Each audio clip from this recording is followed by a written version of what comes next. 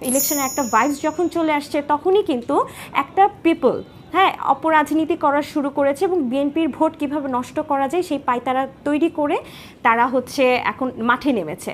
তো আমরা যদি কিছুদিন আগে যে সোহাগ হত্যা হলো সেই সময় আমরা যদি এটার ভিতরের ঘটনাগুলো চিন্তা করি তাহলে দেখব এখানে একটা ভিডিওতে ওপেনলি আসলে একটা ইনসিডেন্টস হচ্ছে আর সেখানে ওপেনলি খুব ফোকাসড ওয়েতে ভিডিও করাটা কিন্তু এত সহজ কথা না। তো এটার পিছনে কে বা কারা দায়ী সেটা আমাদের খতিয়ে দেখতে হবে। 5ই আগস্ট শেখ হাসিনা আমাদের বাংলাদেশ থেকে পালিয়ে গিয়েছে, কিন্তু আওয়ামী লীগের যে নেতাকর্মীরা তারা প্রেতাত্মা হয়ে আমাদের সমাজে বিভিন্ন জায়গায় ছড়িয়ে ছিটিয়ে লুকিয়ে আছে। তো এখন বর্তমানে ছাত্র সমাজ যারা নতুন দল তৈরি করছে তাদের দাবি শুধুমাত্র তারাই শেখ হাসিনাকে এই দেশ থেকে বিতাড়িত করেছে, কিন্তু তাদের পিছনে আমাদের বিএনপি নেতাকর্মীদের কত মানুষের রক্ত যে এখানে আছে সেটার কিন্তু কোনো হিসেব কেউ বলতে পারে না বা কেউ বলতে চায় না, প্রকাশ করতে তারা ভয় পায়। আমাদের অসংখ্য নেতাকর্মী মারা গিয়েছেন।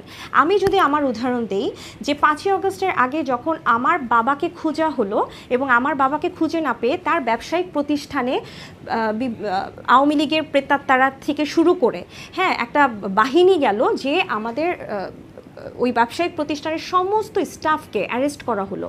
সেই দিন রাতেই আমি আমার বাচ্চাকে নিয়ে রাত 12টার সময় বাসা থেকে বের হয়ে গেলাম। তাহলে এখানে কি আমার কোনো স্যাক্রিফাইস নেই? আমি একটা ছোট বাচ্চাকে নিয়ে আমি কোথায় যাব? আমার পালাতে হলেও তো অনেক কিছু ব্যাপার থাকে। তো আমাদের সবার প্রত্যেকটা মানুষের এখানে স্যাক্রিফাইস